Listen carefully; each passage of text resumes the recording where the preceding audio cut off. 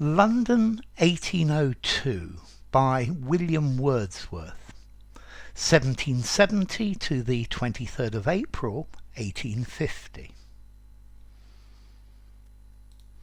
Milton, thou shouldst be living at this hour. England hath need of thee. She is a fen of stagnant waters, altar, sword and pen, fireside. The heroic wealth of hall and bower have forfeited their ancient English dower of inward happiness. We are selfish men. Oh, raise us up, return to us again, and give us manners, virtue, freedom, power.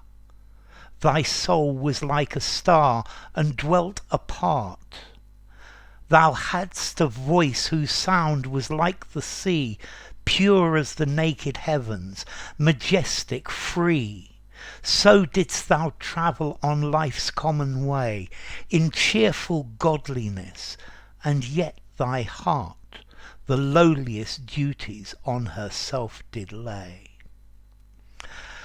Okay, this poem is by William Wordsworth. William Wordsworth normally writes about nature and the beauty of nature and how nature is sublime. However, this poem is different. This one's criticising the Industrial Revolution.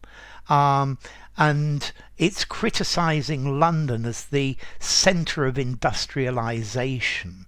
And the country, yes, has advanced massively technologically, but the problem is that it has lost its values. And then also this poem, it's praising John Milton. And it's a desire to go back to John Milton's times. Let's see, John Milton was a poet from the 17th century. He was alive during the English Civil War.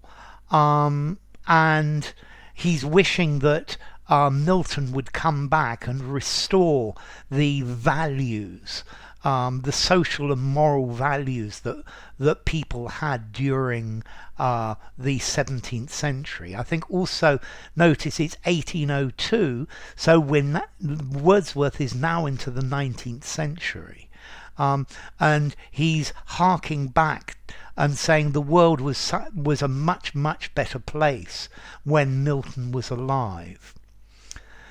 So the poem has two things. It's praising John Milton, and it's a social criticism against the loss of values and how, yes, we've advanced technologically, but spiritually and morally we are declining. Okay, so let's see. Milton, thou shouldst be living at this hour. So he's saying, I really wish John Milton was here. I wish he was alive today. England hath need of thee. England needs you. She is a fen of stagnant waters. So a fen is a marsh. The fens of East Anglia. A fen is where it's really marshy and the water doesn't move. And there is earth and water. And here we have a metaphor saying that England is stagnant. Yeah, its soul is stagnant. Altar, sword and pen, fireside, the heroic wealth of hall and bower. So he's saying that the altar, the church, the altar of a church, the sword, the military, the pen, the writers, the artists, fireside, people at home sitting by their fireside, the heroic wealth of hall and bower. So the old money, the people in charge, the status quo, the people who live in great big halls, and a bower is a comfortable place, have forfeited their ancient English dower of inward happiness. Okay, so they've forfeited their way, their dower of being happy inside. They've lost it. Yeah, it's lost by their attitude. We are selfish men. So man is becoming more and more selfish. Altruism is dying out. And he's really upset about this. Oh, raise us up, return to us again. So this line is spoken to John Milton. And he's saying, please come back and lift us up spiritually again. And give us manners, virtue, freedom, power.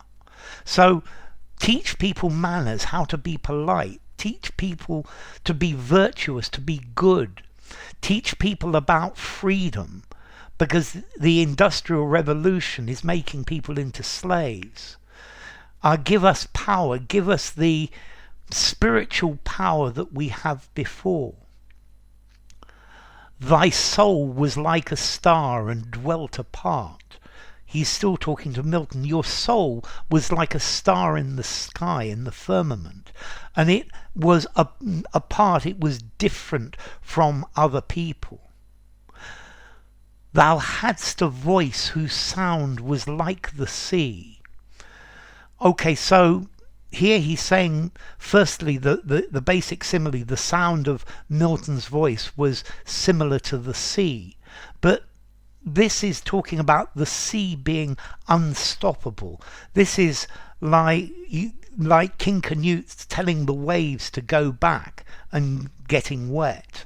Yeah. So the sound of your voice, the things that you were saying were compelling. There was something that people couldn't argue against. Pure as the naked heavens, majestic, free. So the things that you preached, the things that you told, were purity, like the heaven is pure. You were telling people about to be pure, to be honest, to be virtuous, to be good. Your voice was majestic, like God, and free. You said what you thought. You weren't forced to do anything. So didst thou travel on life's common way in cheerful godliness. So you went about your life living in a godly way, in a good way, living in the way that God has told us that we should live. Yeah, and you lived your life like an ordinary person. You didn't have a desire to be the most important, the best. You weren't looking to compete and be the best. You just lived a life in an ordinary way, in the way that God has told us. And yet thy heart the lowliest duties on herself did lay. And you did this despite the fact that you were happy to do the most menial, the most unimportant obligations. And I like the idea of him using herself, talking about the heart. This personifies the heart. Yeah, and the heart, I guess this is synecdoche, talking about your character, your person. Yeah, so you went on life's common way. You did the things that everybody needs to do, happy to do it in a good way, despite the fact that you gave yourself the lowliest obligations, the things of least status.